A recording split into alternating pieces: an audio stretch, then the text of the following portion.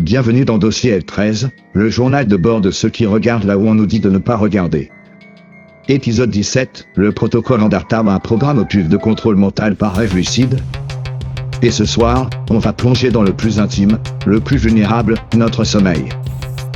Oui, ton sommeil. Là où tu penses être tranquille, à baver sur ton oreiller, pendant que ton subconscient fait n'importe quoi dans un monde fait de dinosaures en tutu, d'ex avec des têtes de cafards et de ton patron qui t'offre un câlin. Sauf que, et si ce n'était pas n'importe quoi? Et si certains de tes rêves n'étaient pas les tiens? Parce qu'une rumeur enfle sur le Darknet, dans les forums les plus poussiéreux de la toile, là où les paranoïaques et les anciens agents de sécurité informatique se rejoignent, le protocole Andarta. Un projet qui n'existe pas, officiellement. Mais qui, selon certains, viserait à prendre le contrôle de l'esprit, pendant qu'il rêve. L'idée ?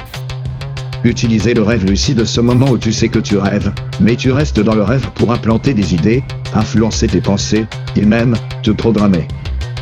Ce n'est plus de la science-fiction. C'est une réalité expérimentale. Des labos de neurosciences militaires s'y intéressent depuis les années 70. On pense bien sûr au projet MKUltra, aux expériences de Stanford, aux recherches russes sur le sommeil induit. Mais Andarta, c'est une autre ligue. Un niveau où le rêve devient une interface, une porte d'accès, un système d'exploitation pour l'âme. Le nom lui-même est révélateur. Andarta, c'est une déesse guerrière celte. Mais dans ce contexte, ce serait aussi l'acronyme d'un programme, Artificial Neurological Dream Access et Remote Thought Alteration. Oui, c'est long.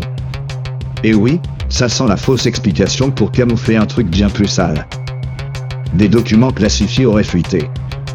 On y découvre que le protocole Andarta serait piloté par une unité de recherche semi-autonome, héritière des expériences du Montauk Project, spécialisée dans l'interception de signaux cérébraux pendant le sommeil paradoxal. Leur but ? Créer un canal de communication unidirectionnel entre elle, observateur, et le rêveur. Traduction, te faire entendre une voix pendant ton rêve. Mais pas n'importe quelle voix. Une voix familière. Persuasive. Presque divine. Et elle te dit quoi? Tu n'es pas seul. Je veille sur toi. Tu peux me faire confiance. Et là, tu te réveilles. Tu te dis, j'ai fait un rêve chelou cette nuit, mais je me sens vachement zen ce matin. Tu remets ta cravate. Tu vas voter. Tu achètes des céréales. Tu recommences à croire aux pubs. Et tu ne sais pas que t'as été reprogrammé. Certains témoignages sont glaçants. Des gens disent rêver, nuit après nuit, du même endroit, une pièce blanche, vide, avec une porte noire au fond. Une voix leur demande d'ouvrir. Mais chaque fois qu'ils osent tourner la poignée, ils se réveillent avec des migraines, des trous de mémoire, des souvenirs inventés. Un certain patient 204A, interviewé sous hypnose régressive, a déclaré avoir vu une femme sans yeux, une silhouette féminine vêtue d'un manteau en pixels mouvants, qui lui a dit « Je suis Andarta. Ta mémoire est maintenant propre. » Sympa.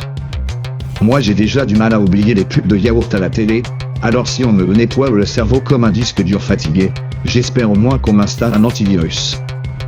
Comment ça fonctionne?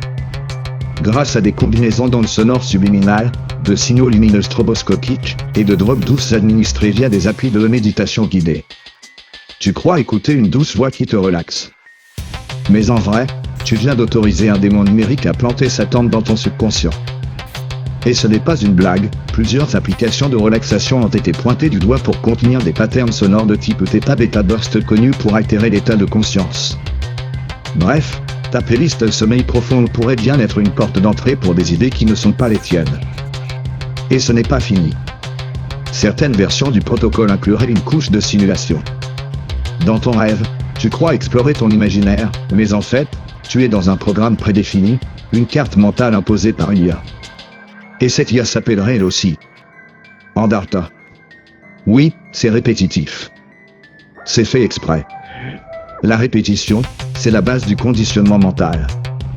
Pourquoi faire tout ça? Le but ne serait pas de te transformer en esclave, mais en pion volontaire. Un individu qui croit avoir fait ses propres choix, mais dont les idées fondamentales ont été semées dans son sommeil. Imagine une armée de citoyens programmés à aimer leur surveillance. À croire que leur ennemi, c'est leurs voisins, pas les institutions. À rêver de leur propre prison.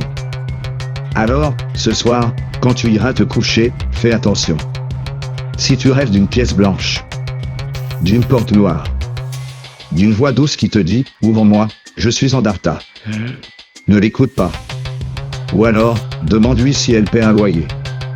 Parce que ton esprit, c'est pas un Airbnb pour entité de l'ombre. Bonne nuit. Et bonne chance.